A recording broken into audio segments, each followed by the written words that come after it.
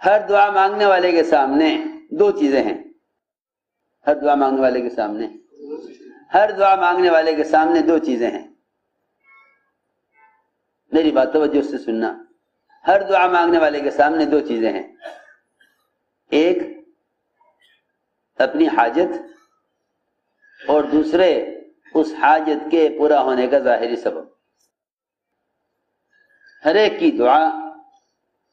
کی دعا ان دو چیزوں پر چل رہی ہے. اپنی حاجتیں جسم کے اندر اور باہر اسباب ان حاجتوں کو پورا کرنے کے لیے اللہ تعالیٰ نے ظاہری طور پر ان حاجتوں کو اسباب سے جوڑا ہی اس لیے تھا تاکہ وہ اعمال کے امتحان لے. اللہ نے اسباب ضرورت کے لیے نہیں بنائے تھے. بس یہ غلط فہمی پیدا ہوئی. اللہ نے اسباب ضرورت کے لیے نہیں بنائے تھے.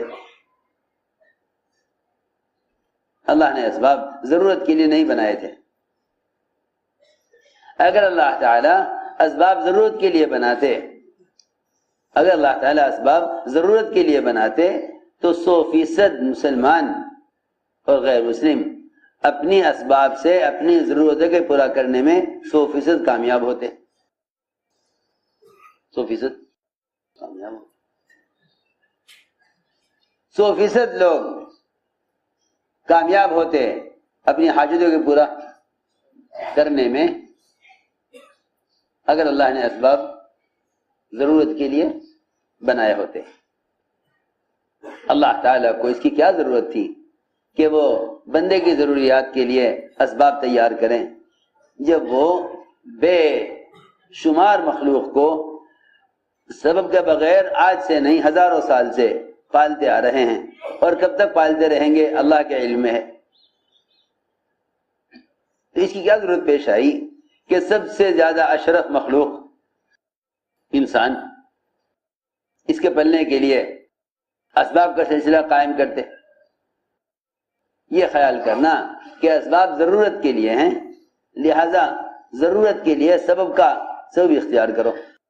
اللہ رب العزت اگر انسانی حاجتوں کو ظاہری طور پر اسباب سے نہ جوڑتے تو اعمال سے کامیابی لینا کوئی کمال نہیں تھا. ہم سبب کو عمل کے مقابلے میں لائے ہیں.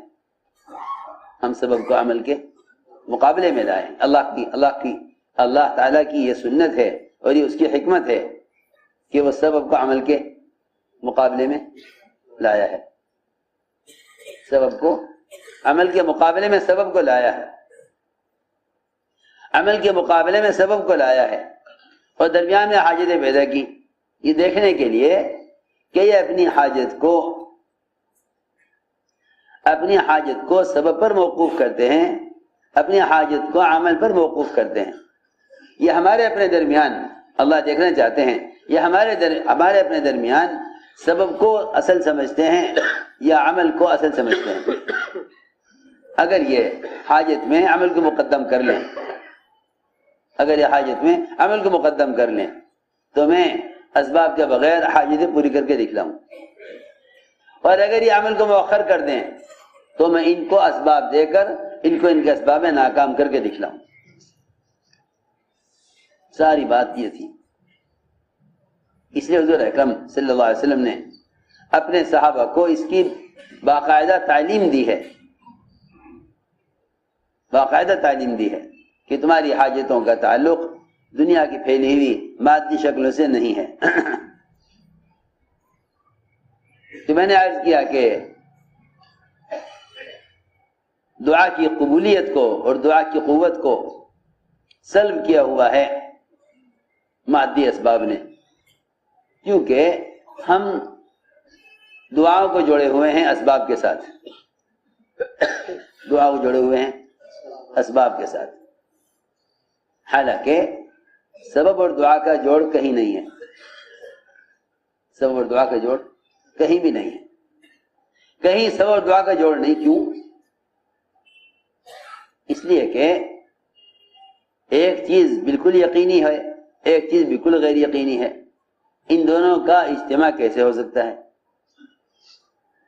ان دونوں کا جمع ہونا کیسے ہو سکتا ہے؟ بہت اہم بات ہے. ایک چیز بالکل یقینی ہے، ایک بالکل غیر یقینی ہے. ان دونوں چیزوں کا اجتماع کیسے ہو سکتا ہے؟ دونوں کو جمع کیسے کیا جا سکتا ہے؟ ایک بالکل یقینی ہے، ایک بالکل غیر یقینی ہے. مسلمان دونوں کو جمع کرنا چاہتا ہے، یہ نہیں ہوگا. حضرت فرماتے تھے دکان اور نماز یقین میں جمع نہیں ہو سکتے. دکان اور نماز یقین میں جمع نہیں ہو سکتے. یقین میں ایک چیز رہے گی، یا دکان یا نماز. دو چیزوں میں سے ایک چیز یقین میں رہے گی، دوسری نکل کر باہر آ جائے گی. اگر دکان اور نماز کو یقین میں جمع کرنا چاہے گا تو نماز نکل کر باہر آ جائے گی. نماز نکل کر باہر آ جائے گی. میں نے عرض کیا کہ ہم نے دعاؤں کو جوڑا ہے اسباب کے ساتھ، اللہ نے دعاؤں کو جوڑا ہے عبادات کے ساتھ. اللہ نے دعاؤں کو جوڑا ہے عبادات کے ساتھ. ایاک نعبد و ایاک نستعین، اے اللہ ہم نے جس طرح تجھے تنہا اور خالص اور واحد سمجھا ہے عبادت میں، اسی طرح ہم تجھے اکیلا سمجھتے ہیں تیری ذات سے فائدہ اٹھانے میں. استعانت میں بھی ہم تجھے تنہا سمجھتے ہیں، استعانت ہم تجھے تنہا سمجھتے ہیں. جس طرح عبادت میں تیرا کوئی شریک نہیں، استعانت میں بھی تیرا کوئی شریک نہیں. ایاک نعبد و ایاک نستعین. یہی وجہ ہے کہ اللہ تعالی نے 3 آدمیوں کا امتحان لیا. اللہ نے 3 آدمیوں کا امتحان لیا کیونکہ بیماریاں، قرضے، مقدمے، جھگڑے، مختلف طرح کی رکاوٹیں، یہ سب کی سب صرف اس امتحان کے لیے پیش آتی ہیں. ہم دیکھنا چاہتے ہیں کہ ہماری ذات سے فائدے اٹھانے کے راستے پر مسلمان کو کتنا یقین ہے. اللہ تعالیٰ ہر زمانے میں اپنے بندوں کو مختلف حالات میں مبتلا کرتے ہیں، مختلف حالات میں مبتلا کرتے ہیں. دیکھنا چاہتے ہیں کہ اس ابتلا میں بندہ کیا کرتا ہے، اس ابتلا میں بندہ کیا کرتا ہے. 3 آدمی غار میں داخل ہوئے، چٹان سر کی راستہ بند ہو گیا. چٹان سر کی راستہ بند ہو گیا. ہم دیکھنا چاہتے ہیں کہ اس وقت یہ اپنی چٹان سے اور غار سے نکلنے کے لیے کیا تدبیر اختیار کرتے ہیں، کیا تدبیر اختیار کرتے ہیں. ہم دیکھنا چاہتے ہیں کہ چٹان سے نکلنے کے لیے کیا تدبیر اختیار کرتے ہیں. انبیاء علیہ السلام کو بھی اللہ تعالیٰ مبتلا کرتے ہیں. انبیاء علیہ السلام کو بھی اللہ تعالیٰ مبتلا کرتے ہیں، پھر امتحان لیتے ہیں کہ دیکھنا یہ ہے کہ اس ابتلا سے نکلنے کے لیے کیا تدبیر اختیار کرتے ہیں. میرے دوستوں میں کیا کس طرح سمجھاؤں؟ تقدیر تدبیر کے ساتھ نہیں ہے. لوگ اللہ تعالیٰ کی تقدیر کو تدبیر کے تابع اور اللہ تعالیٰ کی تقدیر کو، اللہ تعالیٰ کی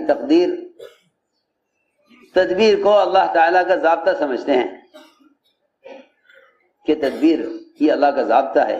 حالانکہ تدبیر ضابطہ نہیں ہے، تقدیر ضابطہ ہے. تدبیر ضابطہ نہیں ہے کیونکہ تدبیریں فیل ہوں گی، تدبیریں بدلیں گی، تدبیریں بدلیں گی، تدبیریں بدلیں گی اور فیل ہو جائیں گی، لیکن تقدیر نہیں بدلے گی.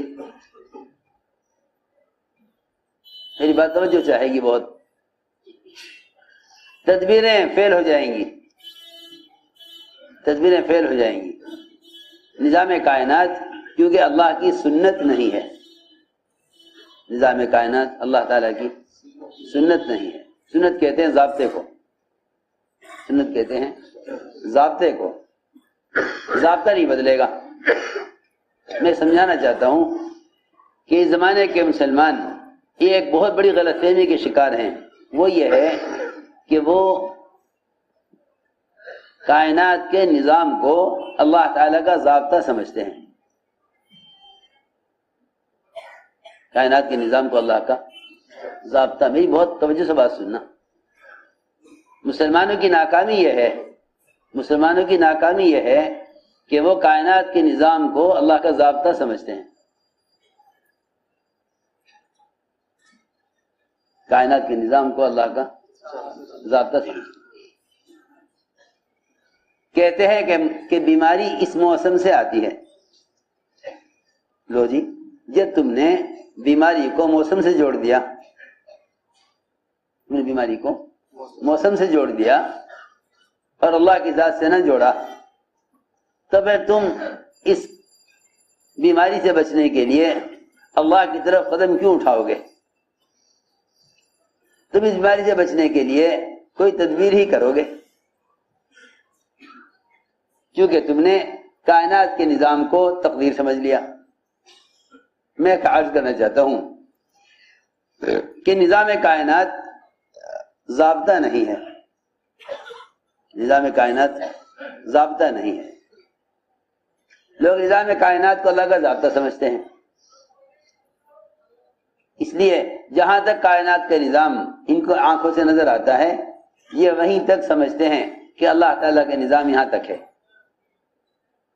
سب سے زیادہ اللہ کے بارے میں تنگ نظر اس شخص کی ہوگی جو کائنات کے نظام کو اللہ کا ضابطہ سمجھے گا. ان کی روزی تنگ، ان کی تنخواہیں تنگ، ان کے اسباب تنگ، ان کی ہر چیز میں تنگی ہوگی. ان کی ہر چیز میں تنگی ہوگی. میری بات توجہ سننا. ان کی ہر چیز میں تنگی ہوگی. جتنی دنیا تنگ ہے اس سے زیادہ تنگی ہر مسلمان کے حصے میں آئے گی، کیونکہ وہ کائنات کے نظام کو اللہ کا ضابطہ سمجھ بیٹھیں گے.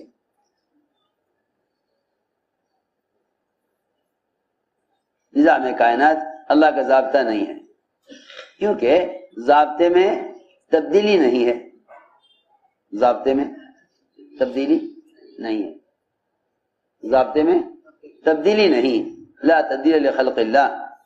اللہ کے ضابطے میں کوئی تبدیلی نہیں. ذالک الدین القیم. یہی دین ہے کہ کائنات کا نظام اللہ کا ضابطہ نہیں ہے. دین ضابطہ ہے، دنیا ضابطہ نہیں ہے. بس یہ میری بات کا خلاصہ ہے. دین ضابطہ ہے، دنیا ضابطہ نہیں ہے. جو لوگ کائنات کو ضابطہ سمجھ کر چلتے ہیں وہ ناکام ہوتے ہیں. وہ ناکام ہوتے ہیں. جو کائنات کو ضابطہ سمجھ کر چلتے ہیں وہ ناکام ہوتے ہیں. میں نے عرض کیا کائنات ضابطہ نہیں ہے، دین ضابطہ ہے. کیوں؟ اس لیے کہ ضابطے میں تبدیلی نہیں. کائنات میں بہت تبدیلیاں ہیں. عورتیں ہیں، اولاد نہیں ہے. اگر آپ یہ کہیں کہ عورت ضابطہ ہے بچہ جننے کی، تو عورتیں ہیں، اولاد نہیں ہے. آپ کہیں سورج ضابطہ ہے روشنی کے دینے کا، تو سورج ہے، روشنی نہیں ہے. اللہ تعالی جب چاہیں سورج کی روشنی کو سلب کر لیں. سورج کا گرہن ہونا اللہ کی قدرت کی نشانی ہے. لیکن جو لوگ کائنات کے تغیرات